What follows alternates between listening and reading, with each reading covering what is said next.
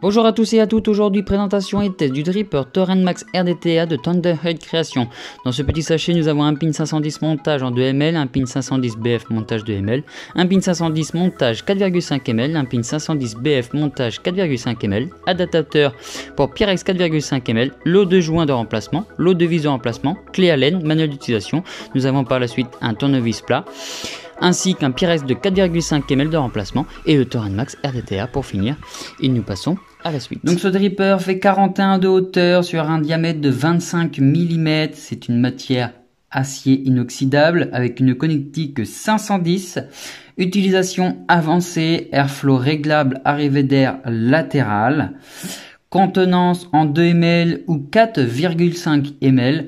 Montage dual coil sur un plateau post-lest. Position du montage plateau vers le bas. Le remplissage soit en top, soit en bottom feeder. Je précise que le Torrent Max RDTA a un système d'airflow double flux. Donc nous passons sur le design du Torrent RDTA Max. Donc ici nous avons un drip type 810 en Ultem. Voilà, donc un très joli drip type. Voilà, en forme d'entonnoir très léger, vraiment très léger, avec une très grosse ouverture. Voilà. Ici, nous avons une petite bague noire qui fait le tour, avec ici de marqué, donc comme vous pouvez le savoir, je suis très nul en anglais, mais c'est donc la marque qui a sorti ce dripper. C'est Thunderhead Création. Donc ici, nous avons Thunderhead et de l'autre côté, Création. Donc, ce qu'on va faire, hop, on décolle.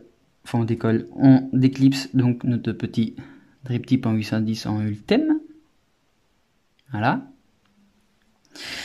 Donc ici, après nous avons donc, hop là, la cloche, le top cap, comme vous voulez, avec ici deux parties qui accrochent quand vous voulez enlever votre top cap, avec un joint juste ici. Et ici, nous avons donc ce qui va faire le réglage de vos airflow qui est juste sur le côté du corps. Voilà. Donc, à l'intérieur, un petit cône assez enfin, il est très large, hein, comme vous pouvez le voir. Ensuite,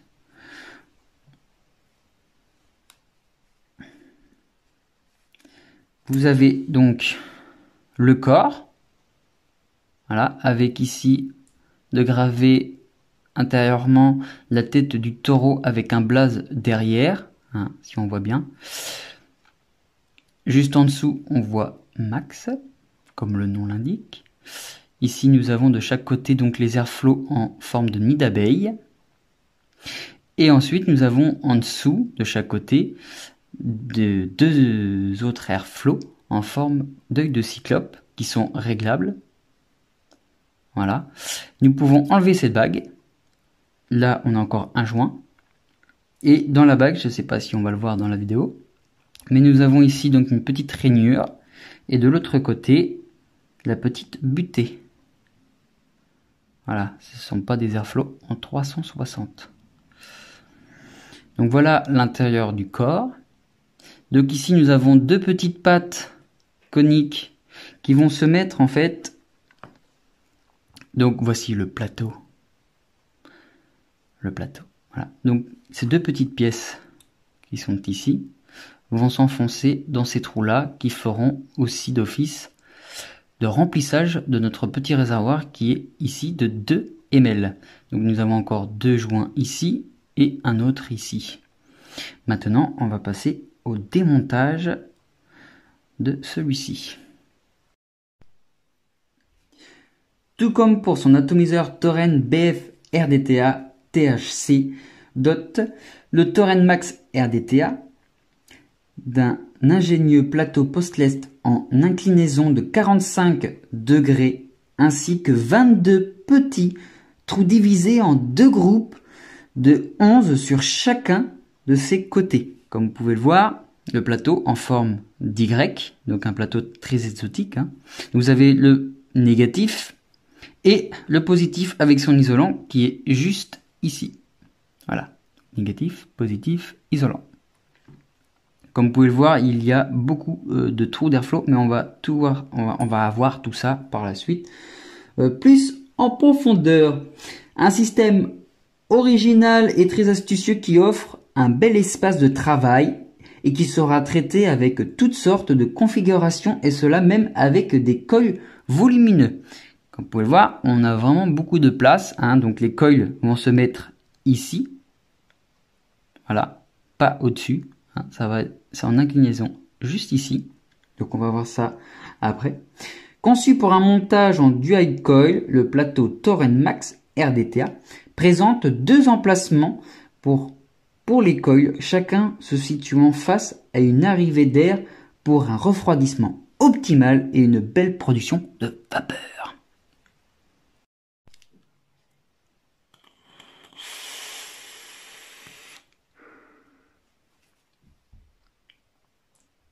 Donc nous allons passer maintenant sur le démontage et montage du Pyrex. Hein. Là vous avez donc un réservoir en 2 ml. Pardon, hein, voilà, 2 ml. Et vous avez dans cette petite boîte conique donc le Pyrex pour la contenance de 4,5 ml. Voilà. Donc, alors, dans notre petit packaging, donc ce petit sachet, nous avons plusieurs choses que j'essaie de ne pas tout perdre. Donc le manuel d'utilisation, etc. Les joints, les vis. Alors ce qui nous intéresse, c'est cette pièce qui va nous permettre d'agrandir notre atomiseur. Une petite clé Allen, on va peut-être en avoir besoin tout à l'heure. On va avoir aussi besoin du tournevis qui est compris dans le pack, un tournevis plat. Et donc ce qui va nous intéresser, c'est aussi ces pins là. Les pins BF et aussi ce pin là. Qui va nous permettre de passer en 4,5 ml de contenance de liquide. Je range tout ça. Ce qui ne nous intéresse pas, voilà. Donc, ici, nous avons la possibilité de passer en BF, hein, comme beaucoup d'atomiseurs à dripper au jour d'aujourd'hui sur le marché. Donc, comme vous pouvez le voir ici, hop, quand la caméra sera d'accord avec moi, nous avons un petit trou ici. Donc, le liquide passera, elle est capricieuse ma caméra, le liquide va passer par le trou ici, hein, votre box est ici, hop, et le liquide va monter à l'intérieur de celui-ci et va passer par les petits trous qui passera ensuite, mais ça on le voit pas vraiment, peut-être que quand je vais le démonter on va le voir, en dessous, tout au milieu nous avons un trou qui va faire monter le liquide jusqu'à vos coils. Donc nous l'avons pour le 2 ml et en 4,5, voilà, donc on a le choix et la possibilité. Et ici donc le 510 standard. Voilà. Donc moi je reste en standard parce que je n'ai pas de box bottom feeder. Donc on prend le tournevis plat qui est fourni dans le pack. Nous allons dévisser notre pin 510 plaqué or. Voilà. Donc je dévisse ça. Et là, qu'est-ce qui vient en premier? Donc nous avons notre plateau en Y. Voilà. Donc avec son le plot négatif et positif avec son isolant qui est juste ici.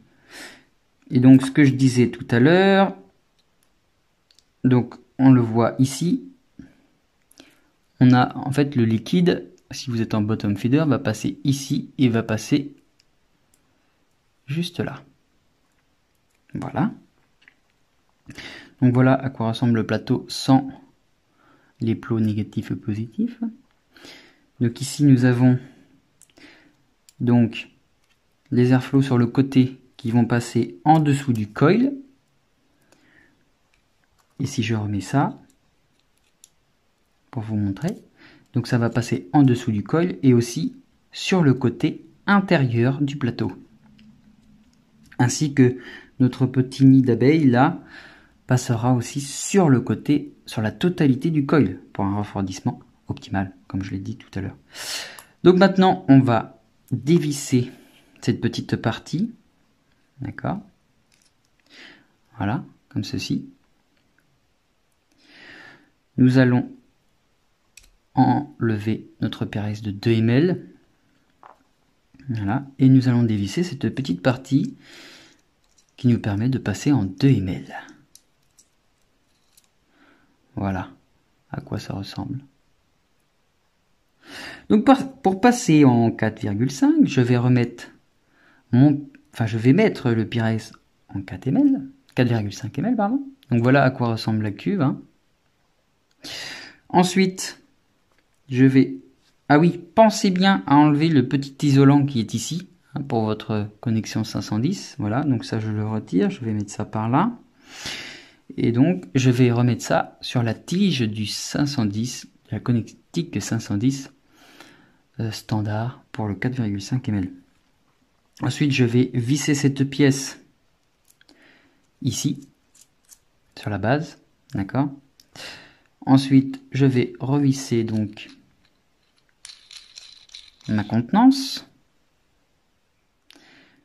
Voilà. Et je vais y mettre... Alors, avant tout, c'est peut-être mieux, hein. On remet nos plots, on prend notre tournevis et on revisse le tout. Et maintenant, on va pouvoir passer au montage des coils. Donc pour le montage double coil de ce dripper, je vais utiliser du N80 Fused Clapton Coil 4 en 28 G-Gauge 3 plus 40 G-Gauge en nichrome en 3 mm de diamètre sur une résistance de 0,40 ohms. Alors voilà à quoi ressemblent ces petites résistances. Je sais pas si on va bien les voir. Voilà. Donc j'en prends 2. Alors par petite précision, je n'ai pas encore fait de montage sur ce dripper, donc je vais le découvrir en même temps que vous, ce qui est beaucoup plus intéressant. Voilà, donc je vais utiliser 2 tiges pour pouvoir monter mon plateau. Alors, c'est un plateau très exotique. Donc, on va commencer par dévisser, grâce à la petite clé Allen fournie dans le pack, dévisser nos petites vis. Voilà, donc on va dévisser ça. Alors c'est la première fois que je tombe sur un plateau exotique de ce genre, mais comme vous pouvez le savoir, j'aime beaucoup ce genre de plateau. Comme un petit peu le genre du plateau du Pirate King RDA, pardon. J'ai beaucoup aimé ce genre de plateau. Et donc celui-ci, je pense qu'il va beaucoup me plaire. Déjà, le design me plaît énormément. Voilà, donc vis dévissée. Hein. Voilà, j'essaie de vous montrer au mieux. Donc, nous allons prendre notre petit coil, l'insérer. Donc, hop. Voilà. Hop. Voilà. Comment qu'on met ça. Alors, je vais mettre ma tige ici. Donc, il faudra le centrer le mieux que possible pour éviter que les spires touchent au reste du dripper, pour éviter d'avoir un court-circuit. Alors, avant de mettre ma tige, ce que je vais faire, c'est que je vais mettre le deuxième pour vous montrer, pour que vous avez une ordre d'idée. Je vais essayer dans l'autre sens, parce qu'en fait les pattes de ces coils préfets sont un petit peu courbées, donc ça bloque. Je vais prendre ma pince. Et voilà. Et voilà. Donc voilà à quoi ça doit ressembler. Pour le début, hein. Voilà. Donc maintenant, on va essayer de centrer ça correctement. Hop, je mets ça droit face à moi, plutôt dans ce sens-là. Je vais mettre une tige ici. Je vais le centrer le mieux que je peux pour éviter un court-circuit et que ça soit homogène. Avec ma petite clé à laine, je vais revisser. Hop, je vais visser ça comme ça. Ça sera plus simple.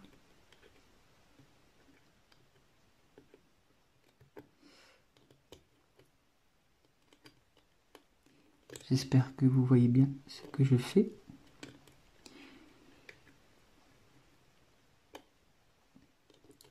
Alors, je ne vais pas serrer trop fort au début, histoire de les mettre correctement. Maintenant, je vais passer au deuxième, avec ma deuxième tige. Et effectuer la même chose. Donc voilà à quoi maintenant ça doit ressembler une fois que vous avez serré et bien centré vos coils. Donc voilà, vos pattes doivent ressortir par le haut. Voilà, bien centré ici. Et voilà ce que ça donne de ce côté-là.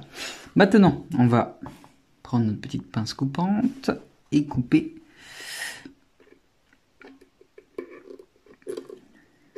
Ça, hein, les pattes qui dépassent.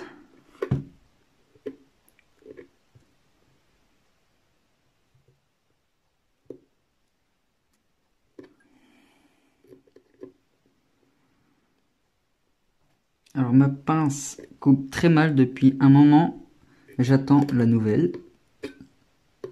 Alors on va faire comme on peut, mais comme vous pouvez le voir, elle coupe très mal là.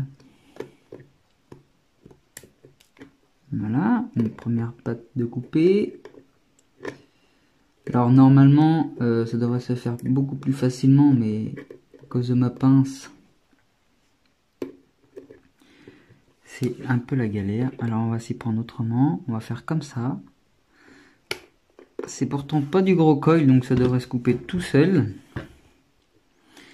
Hop, alors, vous voyez, j'écarte les pattes de ce style pour pouvoir les avoir beaucoup plus facilement. Hop, caméra, reviens-nous. Je plaque ma pince, hop.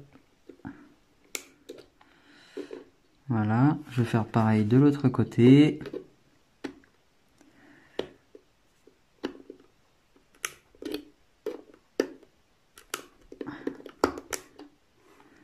Et voilà. Maintenant, on va passer au rodage. Donc, on va passer au rodage de nos coils. Et enlever nos points de chauffe. Voilà. Parce que notre chauffe doit se passer donc de l'intérieur aux extrémités. Donc là, ce n'est pas le cas. Donc on va frotter nos coils.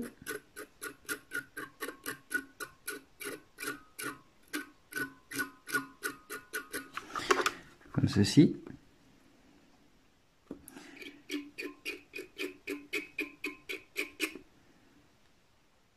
Hop, on enlève les points de chauffe. Il y en a pas mal, hein. C'est assez réactif. Mais là, on voit bien que ça chauffe très mal de ce côté-là.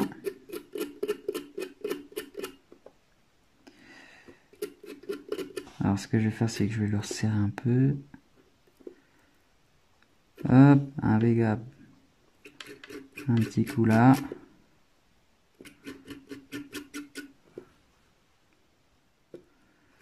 Donc là, c'est toujours pas bon, hein. Ça devrait prendre de celle-là ou de là. Là, ça donne pas exactement ce qu'on attend.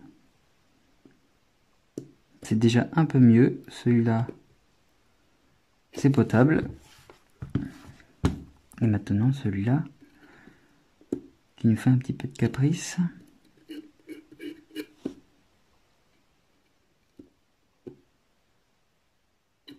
Hop.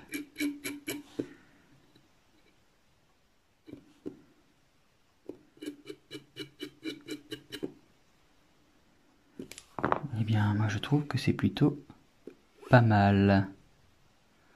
Voilà. Maintenant, on va pouvoir passer au cotonnage. Donc pour le cotonnage, je vais utiliser le canne à coton. Voilà, j'ai déjà fait une vidéo dessus, si vous voulez aller la voir. Alors, moi j'ai une technique. J'ai une technique pour mettre mon coton. Donc je vais dévisser ça de mon tab. Voilà. Donc je ne l'ai pas montré tout à l'heure, ou... Non, je ne l'ai pas montré tout à l'heure. Donc le coton va se plonger dans les 4 trous qu'il y a de chaque côté. Voilà. Et les petits trous qu'il y a ici, c'est pour le remplissage de liquide. Alors il est un peu chaud. Ah oui, ma technique, je ne sais pas si je vais pouvoir la faire. Du coup, alors, ce que je vais faire, c'est que je vais mettre ça pour m'aider. Bon, c'est pas exactement pareil que comme je fais sur le déjà vu, le repère d'RTA déjà vu. Du coup, ça m'enlève tout le reste. Alors ça va être différent, mais on va essayer quand même. Voilà. Alors, j'ai un joint. Hop, ça, je mets ça de côté. Nous allons sortir notre coton.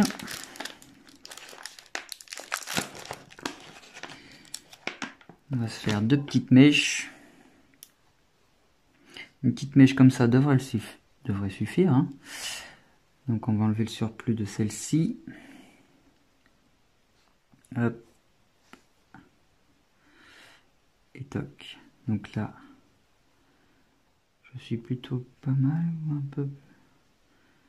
Hop, j'ai enlevé ça en plus. Voilà, comme ça j'ai 2 petites mèches qui devraient être pas mal. Donc là, j'aplatis un peu mon coton. Celle-là, elle en a un petit peu de trop. Hein. Ça se voit à vue d'œil. Et au toucher du doigt.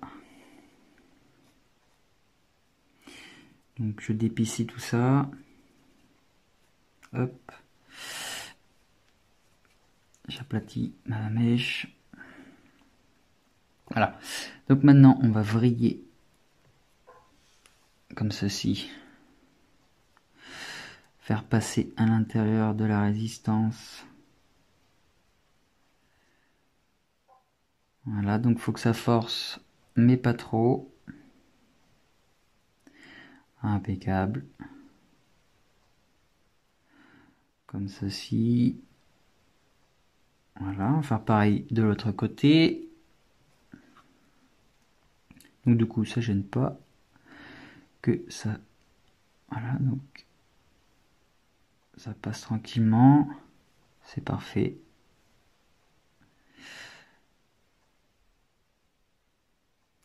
Voilà. Et maintenant, donc je vais vriller les autres extrémités que j'aurais dû faire dès le départ. Hein. Ça aurait été un peu plus facile par la suite, mais ce n'est pas grave. Voilà. Donc maintenant, je vais faire passer les parties vrillées par là gentiment pour pas abîmer mon coton. Donc voilà pourquoi je fais comme ça, c'est pour éviter en fait un bouchon de coton, hein, parce que d'autres personnes, après on fait comme bon le semble, mais avec la cuve, vont faire plonger le coton avec le ciseau ou la pince en céramique. Mais moi je préfère cette technique. Ça prend peut-être un peu plus de temps, mais au moins je sais que je vais avoir un coton nickel. Voilà, donc là je l'accompagne pour pas que ça déforme mon coton, ni mes spires. Voilà, je vais remettre tout ça propre par la suite.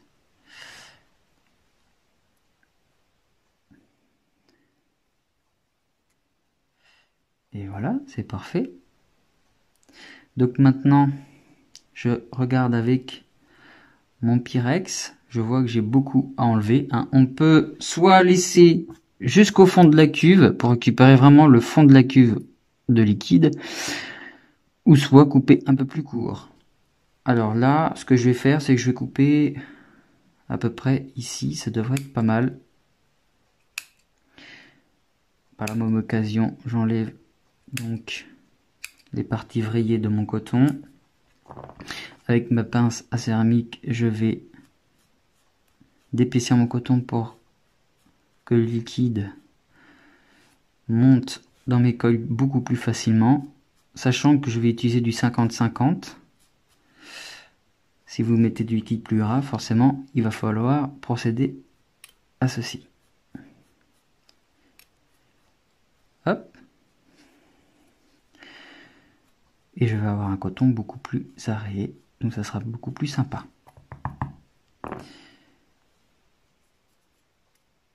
Voilà, on va couper les petits filaments en trop.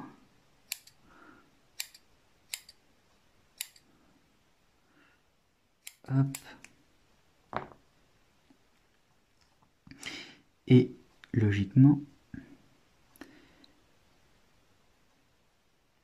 c'est plutôt pas mal. Donc maintenant, on va remonter tout ça. Donc voilà à quoi doit ressembler votre cotonnage.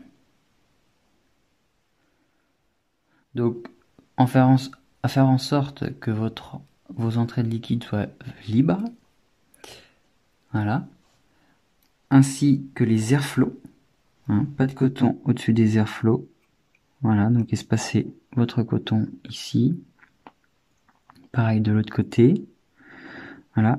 Faire attention qu'il n'y ait pas une spire qui chauffe dans le vide, que votre coton touche bien toutes les spires en 360. Donc là, on est plutôt pas mal. Voilà. Aussi, vous pouvez utiliser un petit tournevis pour espacer un peu à l'intérieur de la cuve le coton pour que le liquide descende beaucoup plus facilement.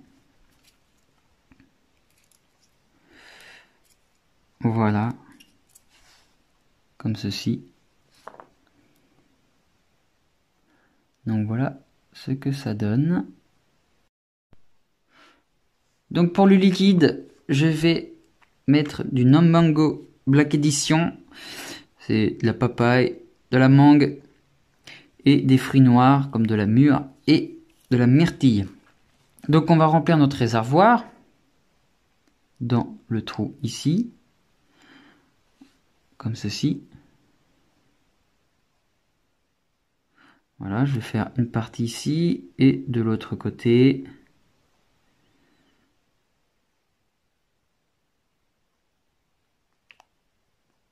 Voilà, je vais redonner un coup là.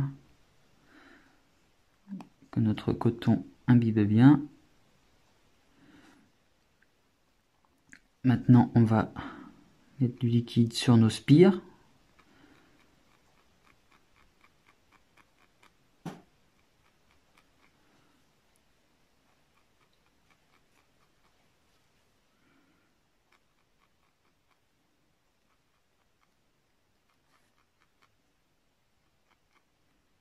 Hop.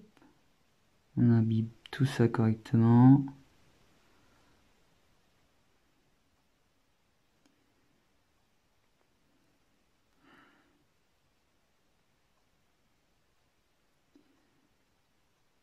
Faut pas avoir peur d'en mettre. Voilà, toujours faire attention que ça soit bien espacé. Ici aussi.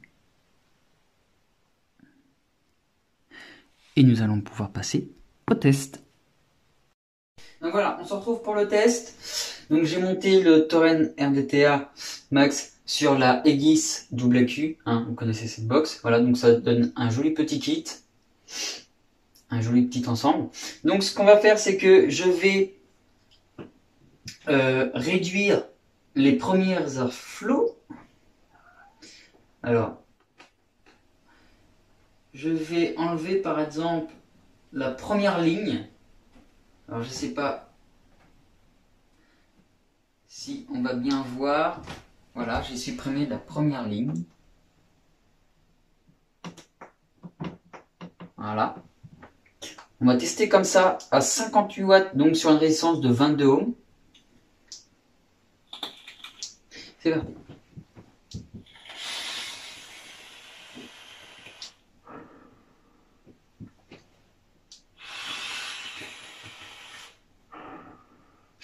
Donc, comme vous pouvez le voir, il y a une bonne production de vapeur. La saveur est plutôt correcte.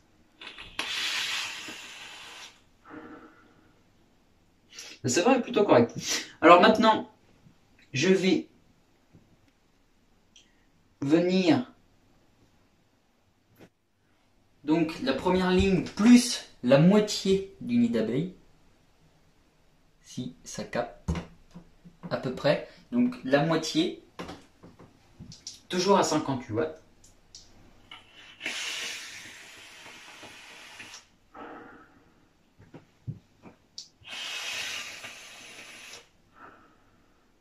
Donc là la vapeur est un petit peu plus chaude, hein, comme vous pouvez le savoir. Plus vous allez faire mes airflows, moins on aura de vapeur. Plus vous aurez les airflows, plus on aura de vapeur. Donc là, la saveur est un petit peu plus restituée et la vapeur est un petit peu plus chaude. Alors maintenant, ce que je vais venir à faire, c'est que je vais boucher complètement le nid d'abeille. Le nid d'abeille est complètement bouché. Voilà, donc il ne nous reste plus que les œils de cyclope.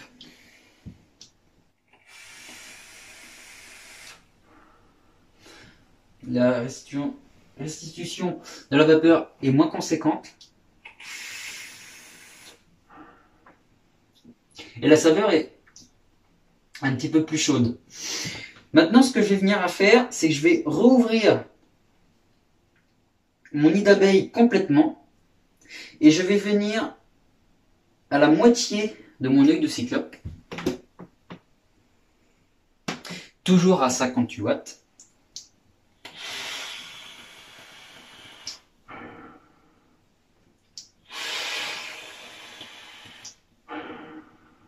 Donc là, on voit que la restitution de vapeur est conséquente. Et la saveur est plutôt pas mal. Ce que je vais faire maintenant, c'est boucher complètement mon œil de cyclope. Comme ceci. Donc toujours à 58 watts.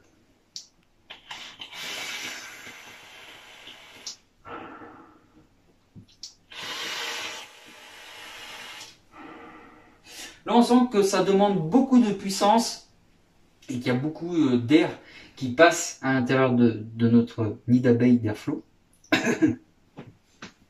Donc maintenant, ce que je vais venir à faire, c'est que je vais ouvrir totalement. Donc tous mes airflows sont ouverts à grand, comme ceci. Et je vais me mettre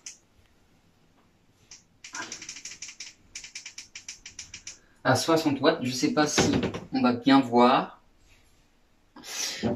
Donc testons.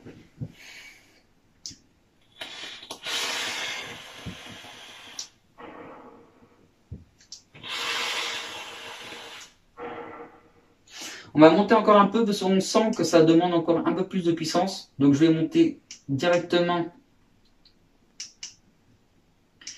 à 70 watts. Donc la caméra ne veut pas prendre mon écran de la box.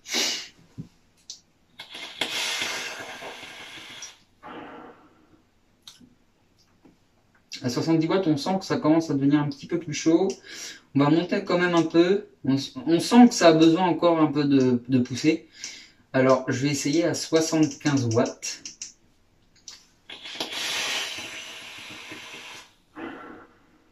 Là, c'est déjà mieux. Alors, la saveur disparaît un petit peu plus, mais on sent qu'il y a une très grosse production de vapeur, comme vous pouvez le constater.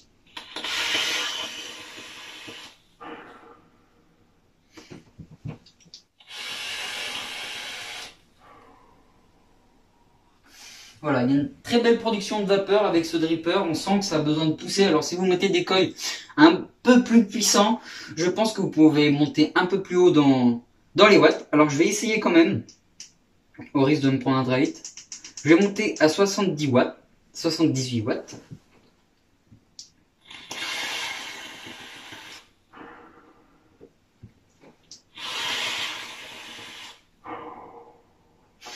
Donc comme vous pouvez le voir, il y a une très belle production de vapeur. C'est un dripper RDTA qui est fait pour le power chasing.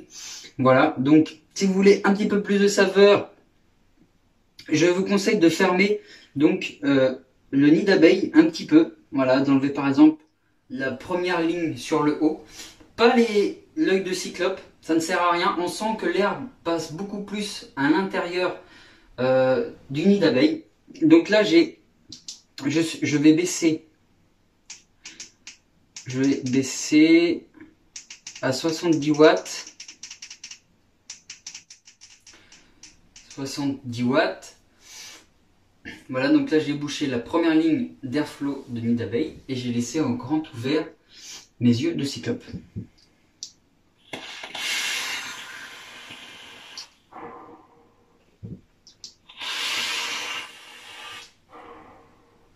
Donc la production de vapeur est toujours la même, mais le tirage est déjà plus appréciable. On sent qu'il y a besoin un peu moins de poussée. Donc voilà, c'est déjà un peu plus correct. En tout cas, pour ma part, je trouve que en bouchant un petit peu le nid d'abeille, je trouve que le tirage est plus agréable. Voilà. Donc maintenant, on va passer aux points positifs et négatifs. Donc pour les points positifs, nous avons un packaging très complet.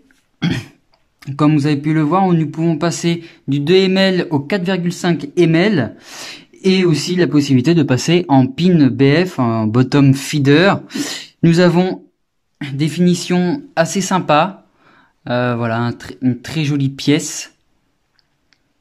En point négatif, comme vous avez pu le voir tout à l'heure, quand j'ai rempli la cuve, quand j'ai penché un petit peu, ça s'est mis à déborder sur mes doigts un peu de partout. Alors le conseil que je peux vous donner, eh bien, c'est de ne pas remplir au maximum votre réservoir. Voilà, après je n'ai plus rien à rajouter là-dessus. Je pense que c'est un très bon dripper pour le power chasing et pour ceux qui aiment les gros nuages. Vous pouvez monter de plus gros coils et plus exotiques. Moi, j'ai pris la simplicité pour cette vidéo. Voilà. À vous de faire votre avis et à me dire dans les commentaires ce que vous en pensez. Je vous fais des gros bisous masculins et à très bientôt sur l'astucieux.vap.